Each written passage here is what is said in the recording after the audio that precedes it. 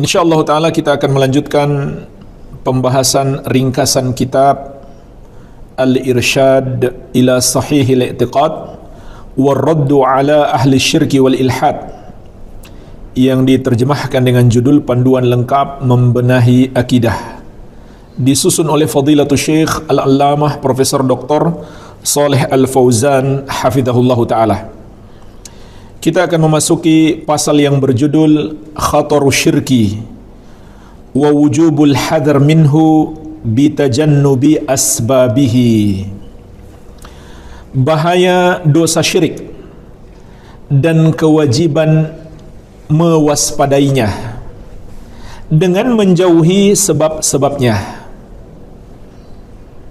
Maksud dari bab ini adalah mengetahui betapa dahsyatnya dosa syirik itu, dan yang tidak kalah pentingnya adalah mengetahui sebab-sebab atau pintu-pintu yang dapat menjerumuskan kepadanya. Dengan menjauhi pintu-pintu tersebut, maka kita selamat dari kesyirikan. Dan insyaallah ta'ala penulis hafizahullah ta'ala akan menyebutkan 10 pintu syirik.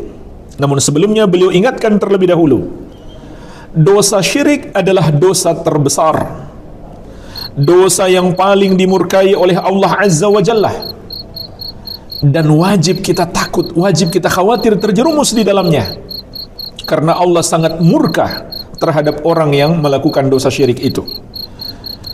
Dalam Al-Quran, dalam surat Luqman ayat ke-13, Allah Azza wa Jalla menegaskan, inna syirka la zulmun azim. Sesungguhnya dosa syirik itu adalah kezaliman yang sangat besar. Karena orang yang berbuat dosa syirik itu, dia menghina Allah, melecehkan Allah. Karena syirik berarti menyamakan Allah dengan makhluk. Allah yang maha besar, yang maha tinggi, yang maha kuat lagi maha perkasa, disamakan dengan makhluk yang kecil, yang rendah, yang lemah, yang selalu butuh kepada Allah. Dan Allah yang maha mampu memberikan segala yang dibutuhkan oleh makhluk. Bagaimana mungkin Allah disamakan dengan makhluk? Makanya Allah katakan, alladzina kafaru bi rabbihim ya'dilun. Orang-orang kafir itu menyamakan Rabb mereka, menyamakan Allah dengan selainnya, dan selain Allah semuanya adalah makhluk. Dan juga Allah mengatakan, fala taj'alu lillahi andada wa antum ta'lamun. Maka janganlah kamu jadikan bagi Allah tandingan-tandingan padahal kamu mengetahuinya. Maka Allah sebut yang mereka sembah selain Allah itu sebagai tandingan-tandingan yang mereka anggap sama dengan Allah. Maka itu penghinaan kepada Allah Azza wa Jalla. Begitu pula jemaah sekalian, kita sudah lewati pembahasan dalil-dalil tentang bahaya syirik yang lainnya. Di antaranya Allah ingatkan dosa syirik itu dosa tidak terampunkan kalau pelakunya mati sebelum bertobat. Innallaha la yaghfiru ayyushraka bihi wa yaghfiru ma duna dzalika liman yasha. Sesungguhnya Allah tidak akan mengampuni dosa syirik dan akan mengampuni dosa yang lebih ringan daripada itu bagi siapa yang Dia kehendaki. Dan dosa syirik itu juga menghapuskan seluruh amalan kita. La in asyrakta la yahbatanna amaluka. Kata Allah, kalau kamu berbuat syirik terhapuslah amalanmu. Dan yang paling berbahaya adalah dosa syirik itu membatalkan keimanan, menyebabkan pelakunya kafir, murtad, keluar dari Islam, dan mengekalkannya di neraka. Sebagaimana firman Allah, innal ladzina kafaru min ahlil kitabi wal musyrikina fi nari jahannam khalidina fiha ulaika hum syarrul bariyah. Sesungguhnya orang-orang kafir yang berasal dari dua golongan, yang pertama ahlul kitab, Yahudi dan Nasrani, yang kedua al musyrikin, semua yang berbuat dosa syirik, yang menuhankan selain Allah, yang mempersembahkan salah satu ibadahnya kepada selain Allah. Maka kata Allah, tempat mereka di neraka jahanam, mereka kekal di dalamnya, mereka itulah seburuk-buruk makhluk. Jemaah sekalian, sejelek-jeleknya seorang muslim, selama dia masih muslim, artinya dia tidak berbuat dosa syirik, tidak pula berbuat dosa kekufuran, dosa yang dapat membatalkan Islamnya. Walaupun dia melakukan dosa-dosa yang sangat besar, pertama masih ada harapan dia diampuni. Yang kedua, kalau Allah tidak mengampuninya, lalu Allah masukkan dia ke neraka, maka dia tidak kekal di neraka. Suatu hari dia akan dimasukkan ke dalam surga. Adapun orang-orang musyrik, maka tidak akan pernah lagi mereka masuk surga untuk selama-lamanya, wal iyadzu billah. Sebagaimana firman Allah, innahu may yusyrik billahi faqad harramallahu alaihi aljannata wa ma'wahu an-nar wa ma lidh-dhalimin min ansar. Sesungguhnya barang siapa yang mempersekutukan Allah, maka Allah haramkan surga atasnya, neraka adalah tempatnya, dan tidak ada yang bisa menolong orang-orang yang zalim tersebut. Tidak ada yang bisa memberi syafaat kepada mereka. Malidh zalimina min hamimi wala syafi'i yuta'. Tidak ada bagi orang-orang zalim, yaitu orang-orang musyrik tersebut, kawan setia dan pemberi syafaat yang akan ditaati atau diizinkan memberi syafaat kepadanya. Nabi Muhammad SAW tidak bisa memberi syafaat kepada Abu Talib untuk keluar dari neraka, hanya karena Abu Talib punya jasa-jasa besar. Dia satu-satunya orang musyrik yang mendapatkan syafaat khusus, diringankan azabnya, dan dia mengira dialah orang yang mendapatkan azab yang paling berat. Nabi Ibrahim alaihissalam tidak bisa memberi syafaat kepada ayahnya Azar. Nabi Nuh alaihissalam tidak bisa memberi syafaat kepada putranya yang kafir. Nabi Nuh dan Nabi Lut tidak bisa memberi syafaat kepada istri mereka yang tidak beriman kepada Allah. Jadi ini bahaya dosa syirik. Diharamkan surga atas pelaku dosa syirik itu selama-lamanya, wal iyadzu billah. Dan di kehidupan dunia, keadaan orang musyrik itu sangat buruk. Mereka adalah orang yang paling tersesat. Sebagaimana Allah sebutkan dalam banyak ayat, diantaranya ketika Allah berbicara tentang orang-orang musyrik sebelum kedatangan Nabi SAW, keadaan mereka sangat buruk. Di surat Ali Imran ayat 164, laqad mannallahu 'alal mu'minina idh ba'atha fihim rasulan min anfusihim yatlu 'alaihim ayatihi wa yuzakkihim wa yu'allimuhumul kitaba wal hikmah wa in kanu min qablu lafi dhalalim mubin. Sungguh Allah telah memberi nikmat kepada orang-orang yang beriman ketika Allah mengutus di tengah-tengah mereka seorang rasul yang berasal dari diri mereka sendiri, yang membacakan kepada mereka ayat-ayat Allah, yang membersihkan mereka, yang mengajarkan kepada mereka Alkitab dan hikmah, yaitu sunnah. Dan mereka sebelum itu benar-benar berada dalam kesesatan yang nyata. Kesesatan yang nyata, kesesatan yang sangat jauh saat mereka masih musyrik sebelum diutusnya Nabi Muhammad sallallahu alaihi wasallam. Saking buruknya jemaah sekalian keadaan mereka, maka semua dosa-dosa yang paling buruk mereka terjerumus di dalamnya, termasuk membunuh anak-anak sendiri, na'udzubillah. Allah sebutkan tentang musyrikin jahiliyah di surat Al-An'am ayat 137, wa kadzalika zayyana likatsirin minal musyrikin qatla auladihim syuraka'uhum liyurduhum wa yalbisu alaihim dinahum. Demikianlah kata Allah, sekutu-sekutu mereka telah menjadikan kebanyakan dari orang-orang musyrik itu memandang baik pembunuhan terhadap anak-anak mereka sendiri untuk membinasakan mereka dan mengaburkan mereka terhadap agama mereka sendiri. Agama yang dulu diajarkan para nabi dan rasul menjadi rusak. Dan sebab utamanya karena dosa syirik yang mereka lakukan. Demikianlah jemaah sekalian, orang kalau sudah terjerumus dalam dosa kesyirikan, maka dosa-dosa yang lain lebih mudah bagi setan untuk menjerumuskan dia ke dalamnya. Oleh karena itu kita betul-betul harus takut terjerumus dalam dosa syirik. Dan bukti kita takut adalah kita menjauh dari dosa syirik itu. Bukan sekedar kita jangan melakukan, tapi kita jangan mendekatinya. Oleh karena itu di kesempatan ini Syekh juga menyebutkan 10 pintu syirik. Kita jauhi agar kita tidak terjerumus dalam dosa syirik. Beliau mengatakan, wa ilaika bayanul wasail al-qauliyah wal fi'liyah allati naha anha Rasulullah sallallahu alaihi wasallam li'annaha tufdi ila syirki. Berikut ini adalah penjelasan tentang pintu-pintu kesyirikan, baik ucapan maupun perbuatan, yang dilarang oleh Rasulullah sallallahu alaihi wasallam karena itu dapat menjerumuskan kepada kesyirikan. Maka inilah jalan selamat dari dosa syirik, yaitu jauhi pintu-pintunya. Yang pertama kata beliau, naha Rasulullah sallallahu alaihi wasallam anit talaffuz bil alfadhil lati fiha taswiyah bainallahi wa baina khalqih. Nabi sallallahu alaihi wa ala alihi wasallam melarang kita mengucapkan kata-kata yang mengandung penyamaan antara Allah dengan makhluk. Semua ucapan yang di situ terkandung penyamaan antara Allah dengan makhluk, hendaklah kita jauhi. Kenapa? Karena itu pintu syirik. Di antaranya disebutkan dalam hadis Ibnu Abbas radhiyallahu taala anhuma, diriwayatkan oleh Imam Al-Bukhari dalam kitab beliau Al-Adabul Mufrad, bahwasanya seseorang datang kepada Nabi sallallahu alaihi wasallam untuk membicarakan sebagian urusannya. Lalu orang itu berkata kepada Nabi sallallahu alaihi wasallam, "Masyaallahu wa syi'tah." Sesuai kehendak Allah dan kehendakmu.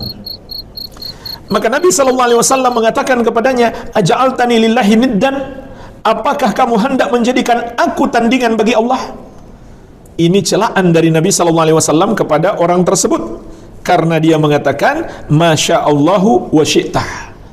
Sesuai kehendak Allah dan kehendakmu. Ucapan seperti ini walaupun orang itu tidak bermaksud tapi mengandung penyamaan antara Allah dengan makhluk. Karena ucapan itu bermakna seakan-akan Allah berkehendak harus menunggu persetujuan makhluk, harus menunggu persetujuan Nabi Muhammad SAW. Walaupun Allah sudah kehendaki, tidak akan terjadi sampai Nabi menghendaki. Tentu ini adalah syirik. Makanya di dalam riwayat yang lain Nabi SAW mengatakan, "Kul masya'allahu wahdah." Katakan, sesuai kehendak Allah yang satu saja. Karena kalau Allah sudah menghendaki, pasti terjadi. Walaupun seluruh makhluk tidak menghendaki, walaupun manusia yang paling mulia, yang paling Allah cintai, Nabi Muhammad SAW tidak menghendaki, pasti terjadi kalau Allah sudah menghendaki. Begitu pula sebaliknya, kalau Allah tidak menghendaki, walaupun seluruh makhluk menghendaki, maka tidak mungkin terjadi. Masya Allahu kana wa man lam yasha' lam yakun. Apa yang Allah kehendaki pasti terjadi, dan apa yang Allah tidak kehendaki tidak mungkin terjadi. Jadi Allah tidak butuh dengan persetujuan makhluk. Maka Nabi SAW melarang ucapan ini karena mengandung penyamaan antara Allah dengan makhluk. Kalau orang itu tidak bermaksud menyamakan, maka tidak sampai tingkat syirik besar, melainkan syirik kecil. Namun kalau dia bermaksud menyamakan antara Allah dengan makhluk, tidak diragukan lagi, itu adalah syirik besar. Dan kiaskan makna hadis ini kepada semua ucapan maupun perbuatan yang mengandung penyamaan antara Allah dengan makhluk.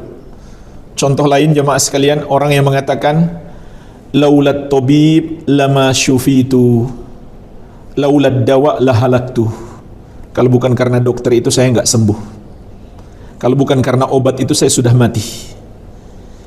Ini ucapan yang mengandung penyamaan antara Allah dengan seorang dokter, atau antara Allah dengan obat. Kan yang menyembuhkan itu Allah. Di antara nama Allah Asy-Syafi, yang maha menyembuhkan. La syifaa illa syifauka, kata Nabi SAW, tidak ada kesembuhan kecuali kesembuhan darimu. Dokter itu hanya sebab, bukan dia yang menyembuhkan. Obat itu hanya sebab, bukan obat yang menyembuhkan. Yang menyembuhkan kita hanya Allah Subhanahu wa ta'ala. Namun orang yang masih meyakini Allah yang maha menyembuhkan, lalu dia ucapkan kalimat ini, maka dia telah terjerumus pada syirik kecil. Tapi kalau dia sudah tidak yakin lagi Allah yang menyembuhkan, maka menjadi syirik besar. Jadi ucapan apapun yang mengandung penyamaan antara Allah dengan makhluk, jauhi. Ini hanya contoh saja, mungkin di masyarakat ada banyak ucapan-ucapan yang semisal. Maka kita harus berhati-hati memilih kata-kata. Jangan sampai di situ mengandung penyamaan antara Allah dengan makhluk. Begitu pula perbuatan. Makanya berdasarkan hadis Ibnu Abbas radhiyallahu anhu yang kita sebutkan tadi, Syekh Ibnu Utsaimin rahimahullah juga mengatakan, sama halnya dengan orang yang meletakkan kaligrafi nama Allah dan di sampingnya nama Muhammad sallallahu alaihi wasallam. Dia sama ratakan. Ini sama saja dia menyamakan antara Allah dengan Nabi Muhammad SAW.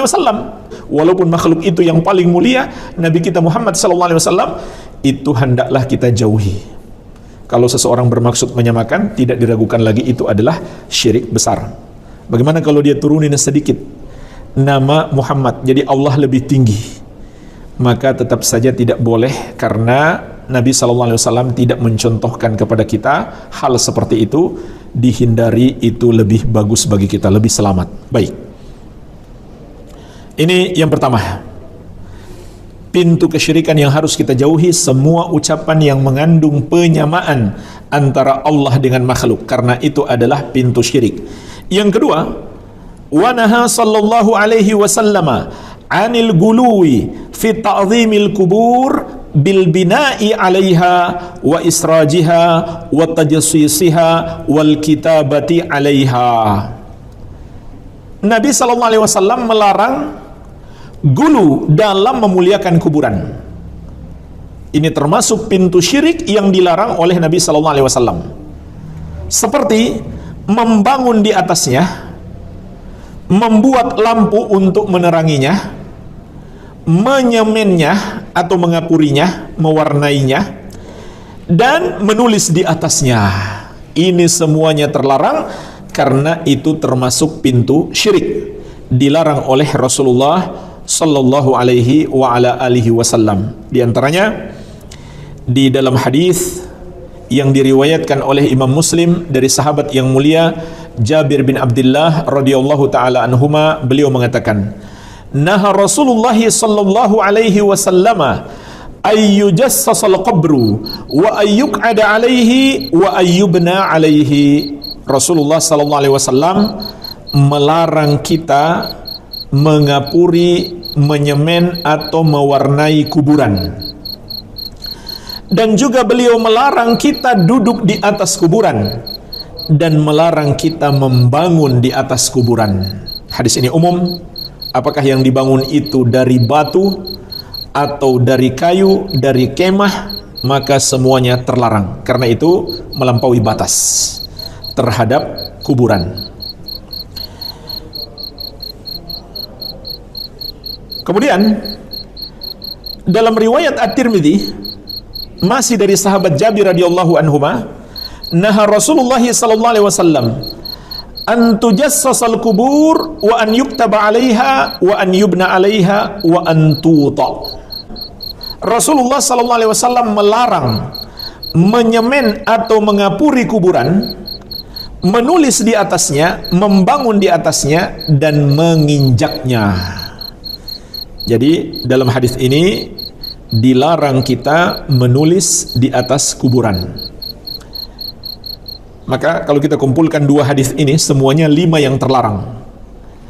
Yang pertama, menyemen, mengapuri atau mewarnai kuburan. Yang kedua, duduk di atasnya. Yang ketiga, membangun sesuatu di atasnya, membangun kuburan. Kemudian yang keempat, menulis sesuatu di atasnya. Yang kelima, menginjaknya. 5 yang terlarang. 3 terkait sifat gulu, 2 terkait sifat meremehkan. Jadi dua-duanya terlarang. Gulu berlebih-lebihan terlarang, meremehkan juga terlarang. Inilah makna Islam mengajarkan kepada kita sifat moderat, pertengahan. Pertengahan itu artinya mengikuti syariat yang asli, bukan yang dibuat-buat oleh manusia. Jadi yang pertama larangan gulu, yaitu menyemen kuburan, membangun kuburan, dan menulis di atasnya. Ini gulu berlebih-lebihan dan nggak ada gunanya bagi si mayit. Nggak ada gunanya, nggak ada manfaat sama sekali. Kemudian larangan meremehkan. Beliau melarang duduk di atasnya dan melarang menginjaknya. Artinya harus dimuliakan. Jangan dimuliakan secara berlebih-lebihan, tapi jangan pula dihinakan, bersifat pertengahan. Adapun dalil larangan menerangi kuburan, hadis Ibnu Abbas radhiyallahu anhuma yang diriwayatkan oleh Imam Ahmad, Abu Daud, Tirmidzi dan yang lainnya. la'ana Rasulullah sallallahu alaihi wasallam zairatil kubur wal muttakhidina 'alaiha al masajid was suruj. Rasulullah sallallahu alaihi wasallam melaknat para wanita yang berziarah kubur dan orang-orang yang menjadikan kuburan tempat ibadah dan orang-orang yang membuat penerangan terhadapnya. Maka hadis ini melarang kita membuat penerangan di kuburan, sama saja dengan lampu listrik seperti di zaman kita sekarang atau dengan lampu tradisional dengan obor dan lain-lain. Maka ini terlarang. Walaupun ulama beda pendapat tentang kesahihan hadis ini, sebagian mensahihkan, sebagian melemahkan. Tapi Syekhul Islam Ahmad bin Abdul Halim Al-Harrani rahimahullah telah menukil adanya ijma', kesepakatan ulama bahwa ini perbuatan terlarang. Ini di satu sisi dari segi dalil. Yang kedua, ini juga termasuk penyia-nyiaan harta, karena membuat penerangan di pekuburan tidak ada gunanya, tidak ada manfaatnya untuk para penghuni kubur tersebut. Yang bermanfaat seperti doa kita, doakan. Sering-sering kita doakan saudara kita yang sudah wafat, selama dia wafat sebagai muslim. Adapun kalau dia wafat naudzubillah sebagai orang musyrik atau orang kafir, Allah melarang kita mendoakannya. Kita doakan pun gak ada gunanya, sudah tidak ada ampunan baginya kalau dia sendiri gak bertobat sebelum mati. Jadi doakan, gak ada gunanya dibuat penerangan terhadapnya, gak bermanfaat bagi kita, sehingga itu termasuk penyia-nyiaan harta, dan itu jelas terlarang dalam Islam. Kemudian sebab yang ketiga, mengapa membuat penerangan itu terlarang? Para ulama mengatakan karena itu menyerupai perbuatan orang-orang musyrik. Mereka mengagungkan kuburan, mereka buat lampu-lampu, termasuk juga cara mereka mengagungkan patung-patung mereka dengan membuat penerangan lampu-lampu padanya. Maka ini bisa masuk kategori tasyabbuh, menyerupai orang-orang kafir. Oleh karena itu dilarang oleh syariat. Baik, ini pintu syirik yang kedua yang dilarang oleh Rasulullah SAW, yaitu memuliakan kuburan secara melampaui batas. Yang ketiga, naha an ittikhadil kubur masajid lis-salati indaha.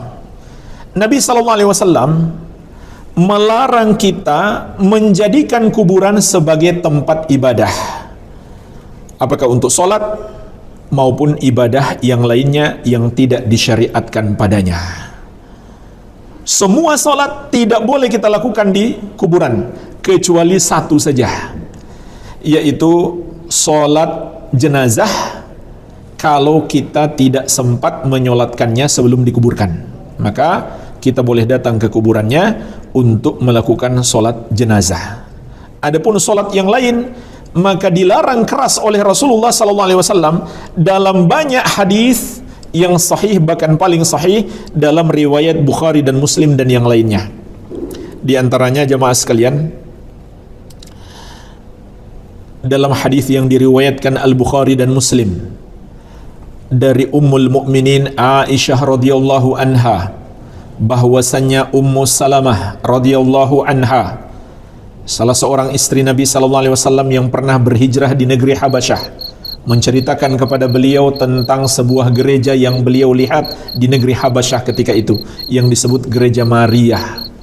Ternyata di dalamnya ada patung-patung dan ada kuburan-kuburan orang soleh mereka. Maka Rasulullah SAW menegaskan, ulaika idza mata fihimur rajulus salih awil abdus salih banau ala qabrihi masjida thumma sawwaru fihi tilka suwar ulaika syirarul khalqi indallah. Mereka itu, yaitu Nasrani di negeri Habasyah ketika itu, apabila mati orang soleh atau hamba yang soleh di tengah-tengah mereka, maka mereka akan membangun tempat ibadah di kuburannya. Lalu mereka buat gambar-gambar atau patung-patung bernyawa tersebut. Mereka itulah seburuk-buruk makhluk di sisi Allah. Juga dalam riwayat Bukhari dan Muslim dari Ummul Mukminin Aisyah radhiyallahu anha, Nabi SAW bersabda ketika beliau sedang sakit keras menjelang wafat beliau, la'anallahu al-yahuda wan nasara ittakhadhu qubura anbiya'ihim masajidah. Allah melaknat Yahudi dan Nasrani yang menjadikan kuburan para nabi mereka sebagai tempat ibadah. Kata Aisyah radhiyallahu anha, laula dzalika ubriza qabruhu ghaira annahu khasya ayyuttakhadha masjidah. Kalau bukan karena sebab itu, niscaya kubur Nabi sallallahu alaihi wasallam akan ditampakkan, namun karena ditakuti kuburan beliau akan dijadikan tempat ibadah, maka kuburan beliau disembunyikan di dalam rumah Aisyah radhiyallahu anha, sehingga nggak ada yang berani masuk di kamar Aisyah, dan sampai hari ini pun tersembunyi di dalam rumah Aisyah atau rumah peninggalan Aisyah radhiyallahu anha, bukan bagian dari Masjid Nabawi. Sebagian orang membantah hadis-hadis yang sudah jelas ini dengan mengatakan, bukankah kubur Nabi sallallahu alaihi wasallam sekarang berada dalam Masjid Nabawi? Maka jawabannya tidak. Kubur beliau masih berada di rumah beliau bersama Aisyah radhiyallahu anha ketika itu.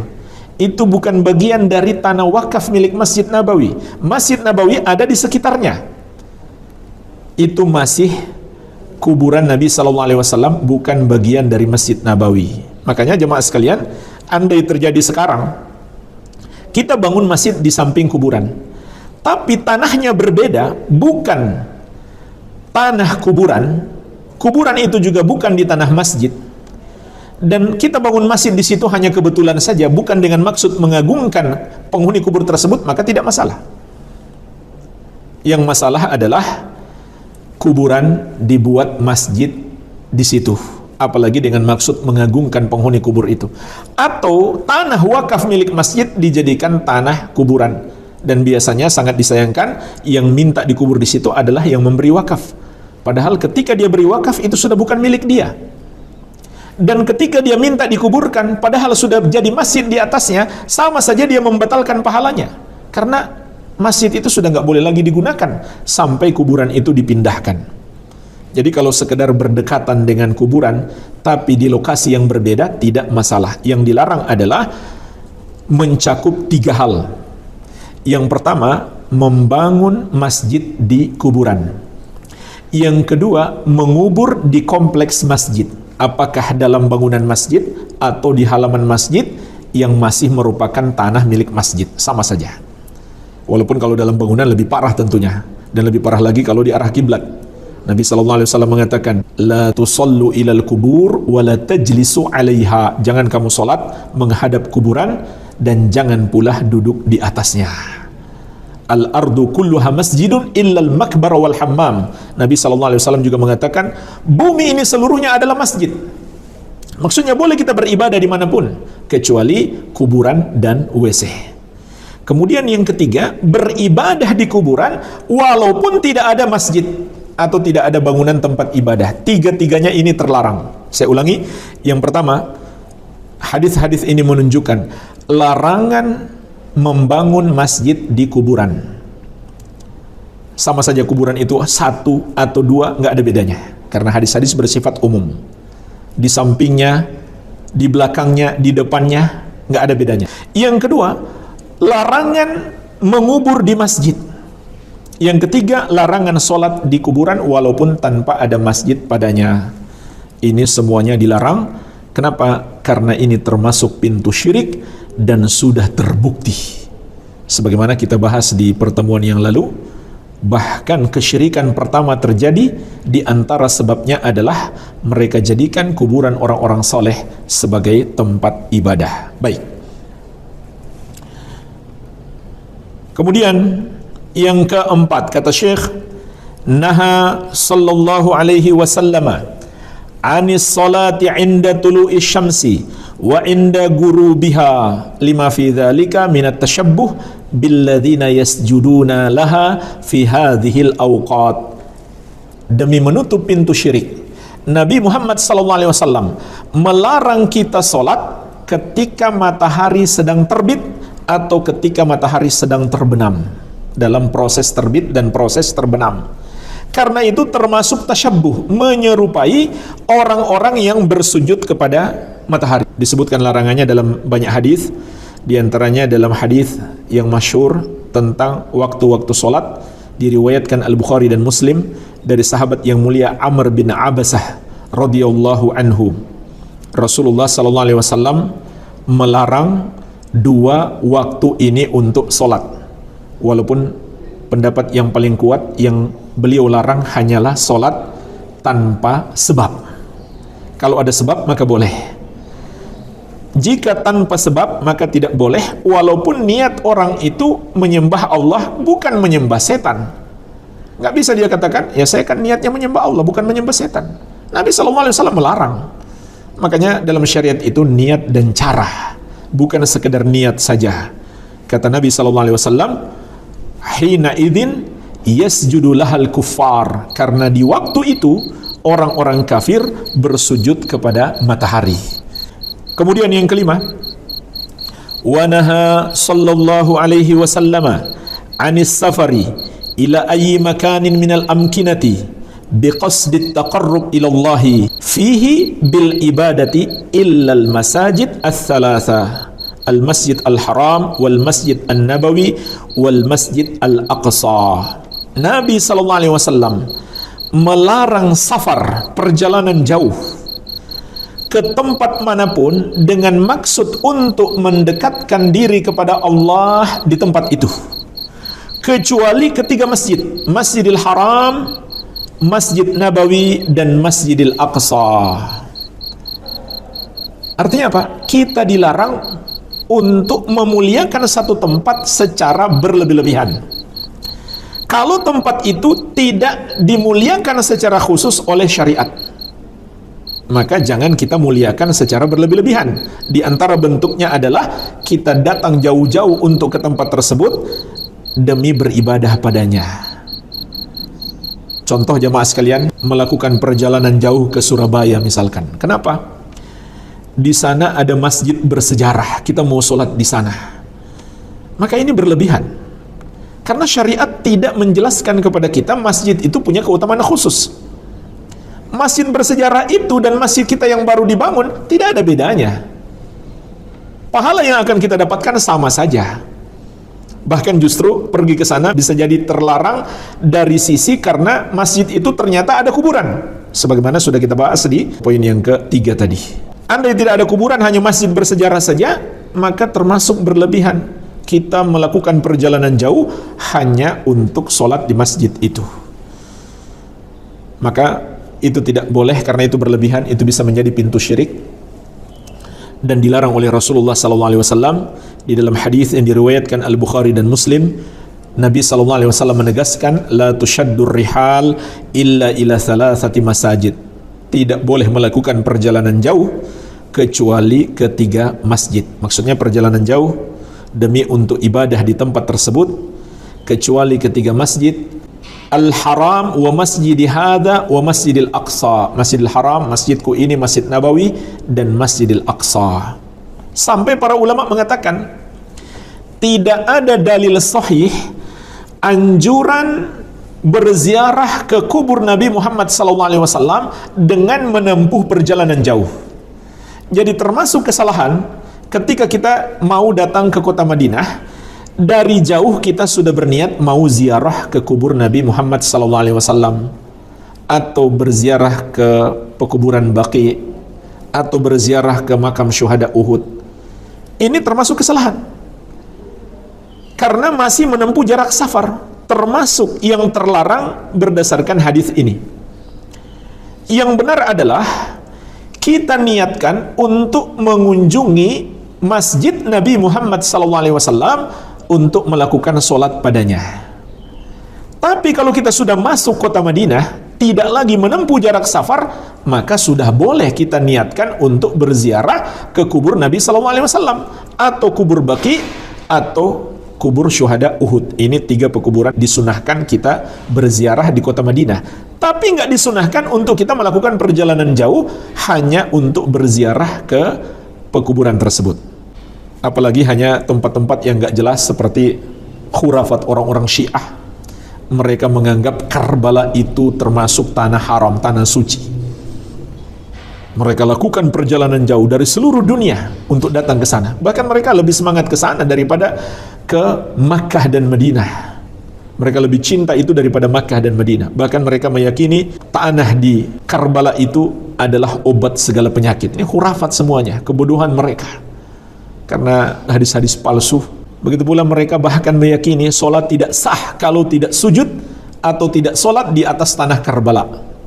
Makanya tanah itu mereka ekspor ke seluruh dunia kepada pengikut-pengikut Syiah.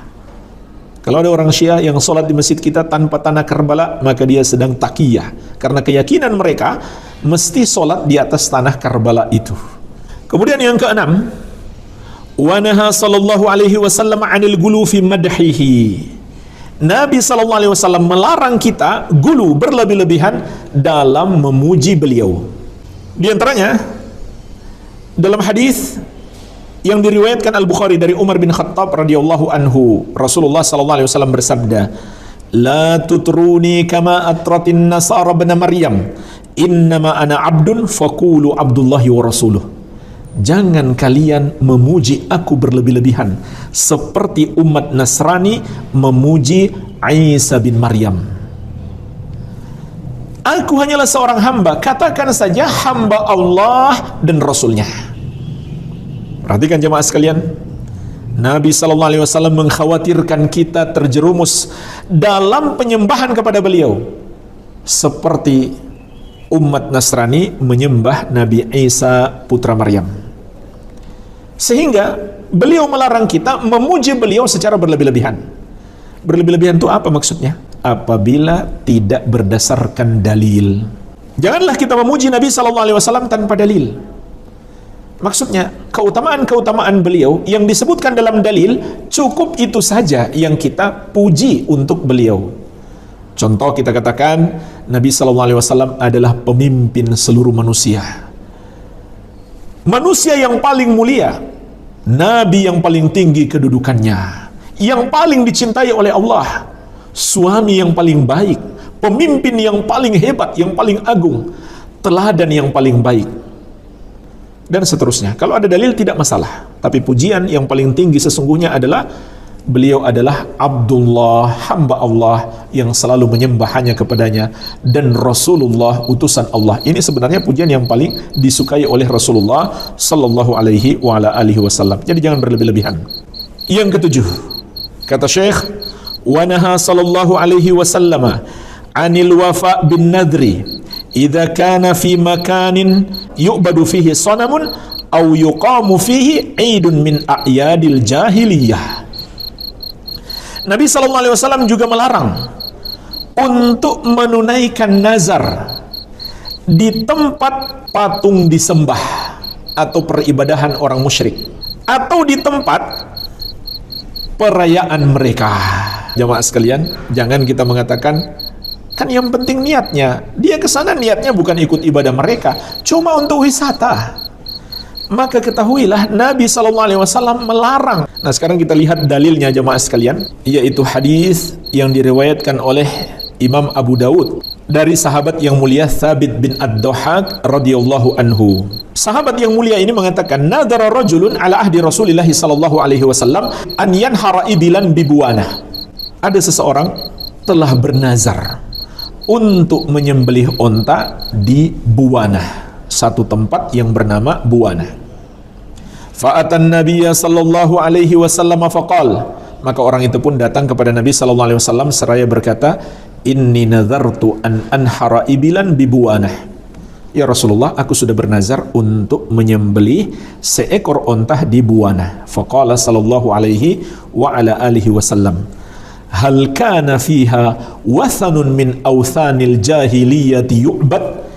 Apakah dulunya di tempat itu terdapat berhala jahiliyah yang disembah? Artinya, kalau ada, kamu nggak boleh menunaikan nazarmu di sana. Walaupun itu hanya dulunya saja, sekarang sudah nggak ada. Karena perhatikan hadisnya, Nabi SAW mengatakan, apakah pernah ada dulunya? Jadi walaupun sekarang sudah tidak ada, maka tidak boleh. Apalagi kalau sekarang mereka masih menyembah berhala tersebut, patung-patung tersebut, walaupun mungkin hanya setahun sekali mereka adakan dalam perayaan mereka. Dan biasanya pada saat-saat perayaan itulah atau upacara penyembahan itulah semakin digencarkan wisata ke sana. Nah, jemaah sekalian perhatikan, orang ini sudah bernazar dan menunaikan nazar itu wajib. Tapi Rasulullah SAW melarang dia menunaikan nazar di tempat penyembahan terhadap berhala, walaupun sekarang sudah tidak ada berhalanya. Apalagi cuma untuk wisata. Menunaikan nazar wajib loh. Wisata hanya mubah kan? Itu hukum asal. Hukum asal bisa berubah. Siapa yang tidak tahu wisata itu mubah? Tapi ketahuilah, hukum asal itu namanya, dan hukum asal itu bisa berubah. Nazar pun hukum asalnya, menunaikannya adalah wajib, tapi bisa berubah menjadi haram kalau dia ternyata bernazar untuk menunaikannya di tempat orang musyrik menyembah berhala, menyembah patung, walaupun mereka saat ini sudah tidak melakukan itu. Dilarang oleh Rasulullah SAW. Apa masih ada yang mengatakan, yang penting kan niatnya bukan menyembah? Ya ini jelas, niatnya bukan untuk menyembah. Niatnya untuk menunaikan nazar kepada Allah, bukan kepada patung-patung. Apalagi kalau cuma untuk jalan-jalan ke sana, wisata ke sana. Subhanallah. Jadi jemaah sekalian, salah besar kalau orang pergi wisata ke tempat orang menyembah berhala dengan alasan, niat saya kan bukan menyembah. Tergantung niat lah. Maka lihat di sini, sudah jelas sahabat ini niatnya untuk menunaikan nazar, untuk melakukan kewajiban, bukan untuk menyembah patung. Tetap dilarang oleh Rasulullah SAW. Makanya perlu kita pahami, dalam agama Islam itu bukan hanya niat yang dipandang, tapi juga cara mengamalkannya. Niat dan cara. Niatnya harus baik, caranya harus benar. Walaupun niatnya baik tapi caranya tidak benar, maka tidak boleh. Ini sering yang tidak dipahami oleh sebagian saudara-saudara kita kaum muslimin ketika kita ingatkan bahwa haram hukumnya kita pergi berziarah ke tempat-tempat ibadah orang musyrik. Maka mereka mengatakan, kan yang penting niatnya. Maka perhatikan hadis ini. Orang ini jelas niatnya bukan untuk ikut beribadah, tapi tetap saja dilarang oleh Rasulullah sallallahu alaihi wasallam. Kemudian lanjutan hadisnya, qaulula, sahabat mengatakan, tidak ya Rasulullah. Tempat itu tidak dijadikan tempat penyembahan terhadap berhala. Qala, kata Nabi sallallahu alaihi wasallam, hal kana fiha 'idun min a'yadihim? Apakah dulunya di tempat itu pernah ada perayaan orang-orang musyrik? Artinya, kalau dulunya pernah ada perayaan mereka, nggak boleh kamu menunaikan nazar di situ. Nggak boleh melakukan kewajibanmu di tempat itu. Apalagi cuma pergi jalan-jalan, bukan menunaikan kewajiban. Jadi jemaah sekalian, ini termasuk dalil larangan kita pergi jalan-jalan, berwisata, lihat-lihat tempat yang dulunya pernah digunakan oleh orang-orang musyrik jahiliyah untuk perayaan-perayaan agama mereka. Walaupun sekarang tidak lagi. Apalagi kalau sekarang mereka masih melakukan, walaupun mungkin hanya setahun sekali, setahun dua kali. Sekali lagi, biasanya saat-saat mereka mengadakan perayaan tersebut, maka semakin digencarkan wisata ke sana. Ini terlarang dalam syariat. Ini hanya salah satu hadisnya saja. Banyak dalil-dalil yang lain. Qalu la, para sahabat menjawab tidak, berarti sudah tidak masalah. Qala Rasulullah SAW, maka barulah Rasulullah SAW mengatakan, aufi binadhrik, tunaikan nazarmu, silahkan, boleh kalau begitu. Fa innahu la wafa'a li nadhrin fi ma'siyatillah, karena tidak boleh menunaikan nazar untuk berbuat maksiat kepada Allah. Artinya tadi itu berbuat maksiat. Kalau dia datang di tempat penyembelihan orang musyrik, atau tempat ibadah kepada berhala yang dilakukan oleh orang musyrik, atau tempat perayaan mereka, maka tidak boleh dia tunaikan. Wala fi ma la yamliku ibnu Adam, tidak boleh pula menunaikan nazar yang tidak mampu dilakukan oleh anak Adam. Seperti kalau ada orang terlanjur bernazar, dia mau terbang dari lantai 3 dengan 2 tangannya, maka dia nggak boleh tunaikan, karena itu sama saja dengan bunuh diri. Iya.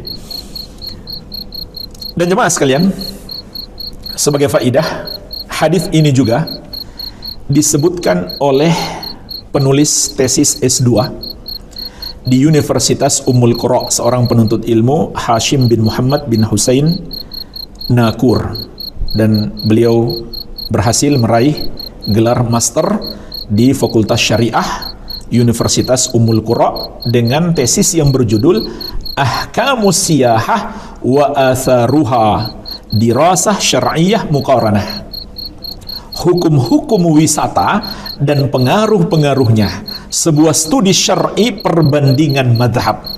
Jadi yang ingin mendapatkan rujukan, ini salah satu kitab yang ditulis di masa modern, bahkan sangat ilmiah, tidak diragukan lagi karena tesis S2. Para pengujinya, pertama Syekh Dr. Nizar bin Abdul Karim Al-Hamadani, yang kedua Profesor Dr. Abdullah bin Hamad Al-Gitmil, yang ketiga Syekh Dr. Abdullah bin Musli Al-Thumali. Ini semuanya para guru besar dan penulis berhasil mempertahankan tesisnya sampai mendapatkan gelar master. Ini kalau kita ingin mendalami hukum-hukum wisata dalam Islam, ini salah satu rujukan terbaik untuk yang ditulis di zaman modern kita sekarang ini.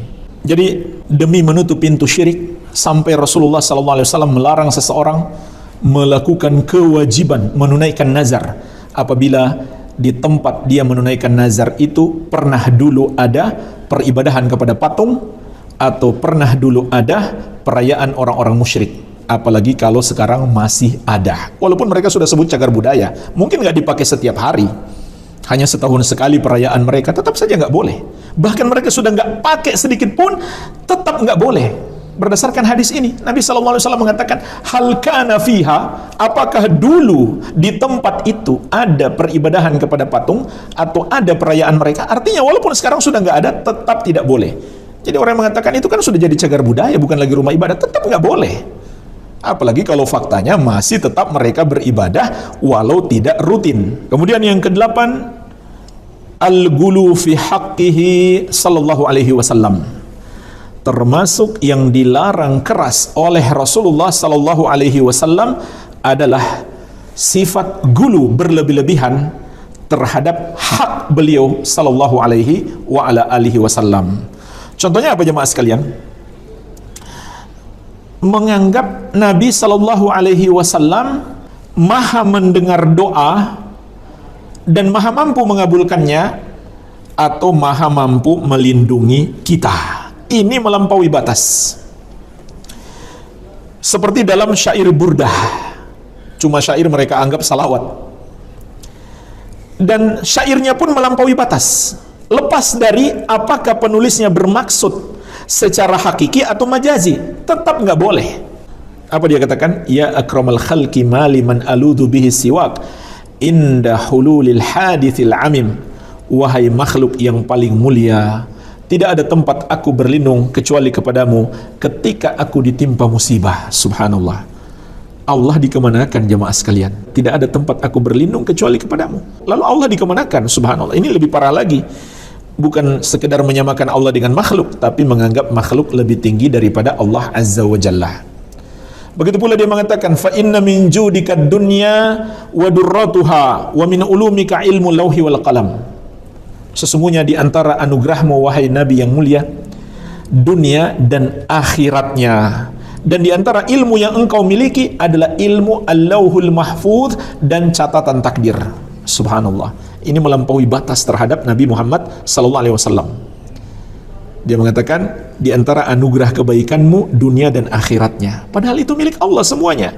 Wa inna lana lal akhirata wal ula. Allah tegaskan dalam surat Al-Lail ayat ke-13, dan sesungguhnya milik kamilah dunia dan akhirat. Hanya Allah yang bisa menganugerahkan kepada kita segala kebaikan dunia dan akhirat. Dan hanya Allah yang maha mengetahui perkara gaib. Apa yang belum terjadi, yang tercatat di Al-Lauhul Mahfuz, itu perkara gaib. Nabi SAW tidak mengetahuinya. Di surat An-Naml ayat ke-65 Allah menegaskan, Qul la ya'lamu man fis samawati wal ardil ghaiba illallah. Katakan, tidak ada yang tahu perkara gaib, satupun makhluk di langit maupun di bumi kecuali Allah. Oleh karena itu jemaah sekalian, dalam surat Al-A'raf ayat 188, Allah Azza wa Jalla memerintahkan kepada Rasulullah sallallahu alaihi wasallam untuk berkata kepada umat beliau, Kul, katakan wahai Muhammad, la amliku li nafsi naf'an wala darran illa ma syaa Allah. Aku tidak punya kuasa untuk diriku sendiri, apakah memberi manfaat atau menimpakan mudarat, kecuali sesuai kehendak Allah. Jangankan menolong orang lain, Nabi SAW tidak sanggup menolong diri beliau sendiri. Kemudian katakan lagi wahai Muhammad, walau kuntu a'lamul ghaiba lastakthartu minal khair wa ma massaniya su. Andai aku tahu perkara gaib, aku akan memperbanyak kebaikan dan tidak akan ditimpa keburukan. Faktanya jemaah sekalian, di perang Uhud Rasulullah SAW tidak tahu akan ada serangan mengenai kepala beliau sampai berdarah dan memecahkan gigi beliau. Kalau beliau tahu perkara gaib, ya tinggal menghindar. Sudah tahu nih 5 menit lagi mau ada serangan, tinggal menghindar. Ternyata beliau tidak tahu. Maka jangan berlebih-lebihan terhadap hak Nabi Muhammad SAW. Beliau adalah makhluk yang harus lebih kita cintai daripada siapapun dan daripada apapun. Bahkan beliau menegaskan, la yu'minu ahadukum hatta akuna ahabba ilaih min walidihi wa waladihi wan nasi ajma'in. Tidak sempurna iman seorang dari kalian sampai aku lebih dia cintai daripada anaknya, orang tuanya, dan seluruh manusia. Jadi betul, Nabi SAW harus lebih kita cintai daripada siapapun, dari seluruh makhluk. Tapi jangan berlebih-lebihan kepada beliau. Yang kesembilan, termasuk pintu syirik adalah al-ghulu fis salihin, berlebih-lebihan dalam memuliakan orang soleh. Kalau kepada Nabi SAW saja kita nggak boleh berlebih-lebihan, apalagi kepada selain beliau. Bentuknya sangat banyak, seperti menjadikan kuburan orang soleh sebagai tempat ibadah. Karena dia orang soleh, kita anggap tempatnya penuh berkah. Atau menganggap sisa-sisa minum orang soleh itu mengandung keberkahan, sehingga Pak Kiai setelah pergi sisa minumnya dijadikan rebutan. Ini juga berlebihan. Kenapa? Karena nggak ada dalilnya, kecuali untuk Nabi Muhammad SAW. Para sahabat berebutan sisa beliau, tapi tidak mereka lakukan terhadap Abu Bakar, Umar, Utsman, dan Ali. Kalau seandainya orang-orang soleh boleh kita ambil sisa-sisanya untuk mencari berkah, Abu Bakar yang lebih utama setelah Nabi Muhammad SAW dan seluruh para nabi. Kemudian Umar, kemudian Utsman, kemudian Ali. Ternyata sahabat tidak bertabarruk, tidak ngalap berkah dengan Abu Bakar, Umar, Utsman, Ali. Tidak pula dengan Al-Hasan dan Al-Husain, cucu Nabi SAW. Tidak pula dilakukan oleh tabi'in. Maka itu khusus bagi Rasulullah SAW. Karena dia orang soleh, kuburannya harus tampil beda, dibangun megah. Ini berlebihan. Karena dia orang soleh, maka diyakini dia nggak mungkin salah. Itu juga berlebihan. Dia sudah sampai derajat hakikat, dia nggak perlu lagi syariat. Ini sudah kufur, bukan lagi pintu syirik. Ini sudah kufur. Karena kalau orang mengatakan dia sudah lepas dari syariat, sebab dia sudah jadi wali, sudah sampai tingkat hakikat, sama saja dia mengatakan Nabi Muhammad SAW tidak lagi diutus kepadanya.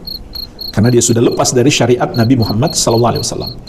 Ini berlebih-lebihan jemaah sekalian. Dan masih banyak lagi bentuk gulu kepada orang-orang saleh yang harus kita jauhi. Yang ke-10 yang terakhir. Kata Syekh, at-taswir wasilatun ila syirki. Membuat gambar-gambar bernyawa merupakan pintu syirik. Oleh karena itu dalam Islam dilarang keras kita membuat gambar-gambar bernyawa. Apakah itu patung, ini yang paling parah, atau lukisan, atau yang semisalnya. Maka tidak boleh. Karena dalil-dalil melarang keras perbuatan tersebut.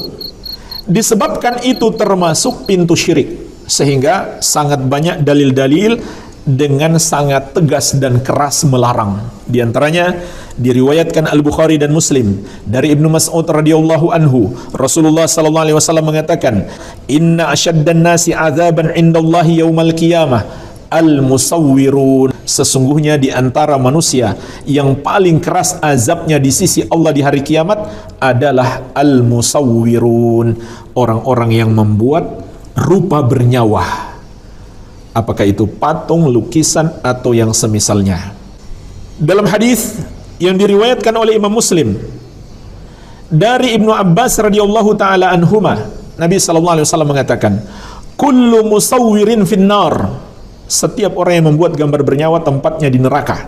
Yuj'alu lahu bi kulli suratin sawwaraha nafsan fatu'adzibuhu fi jahannam. Akan dijadikan untuk setiap gambar atau rupa bernyawa yang dia buat satu nyawa yang akan mengazabnya di neraka jahanam. Dari Ummul Mukminin Aisyah radhiyallahu anha, diriwayatkan Al-Bukhari dan Muslim, Rasulullah sallallahu alaihi wasallam mengatakan, "Asyaddun nasi adzaban yaumal qiyamah alladzina yudahuna bi khalqillah." Di antara yang paling keras azabnya di hari kiamat adalah orang-orang yang menyaingi ciptaan Allah, yaitu membuat gambar-gambar bernyawa. Jadi sebab mengapa membuat gambar bernyawa dilarang keras? Pertama, itu bisa jadi pintu syirik.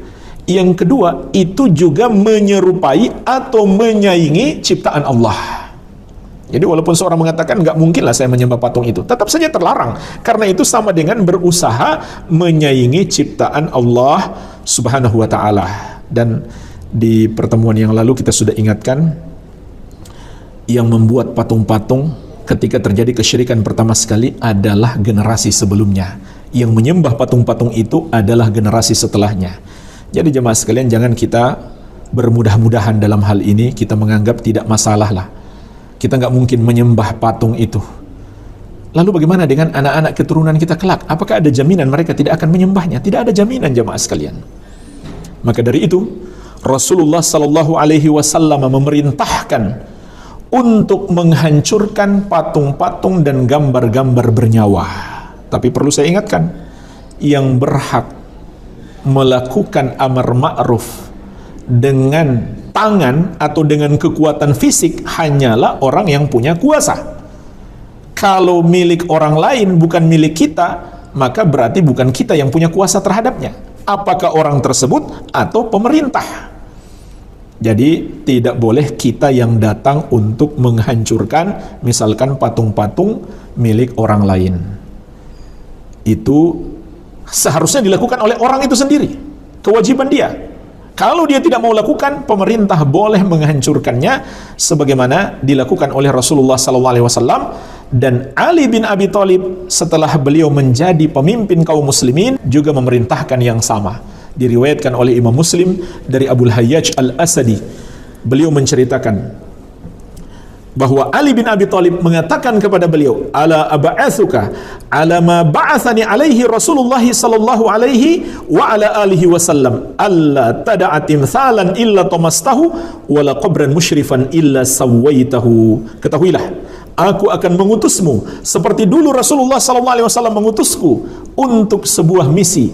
Wahai Ali, jangan kamu biarkan ada kuburan yang ditinggikan kecuali engkau ratakan. Jangan pula kamu biarkan ada gambar-gambar bernyawa, patung-patung maupun lukisan-lukisan kecuali engkau hancurkan. Jadi ini dilakukan oleh pemerintah, bukan oleh masyarakat. Masyarakat cukup menasehati dengan cara yang baik, tidak melakukan tindakan-tindakan fisik. Kecuali punya kita sendiri tidak masalah. Kita yang beli patung itu atau kita yang buat, setelah itu kita baru tahu, oh ternyata dosa besar nih, kita hancurkan punya kita sendiri, tidak masalah. Tapi kalau punya orang lain tidak boleh, kecuali yang berhak melakukannya, yaitu orang itu sendiri atau pihak yang berwenang, pemerintah. Iya. Walhamdulillah jemaah sekalian, inilah penjelasan Syekh Dr.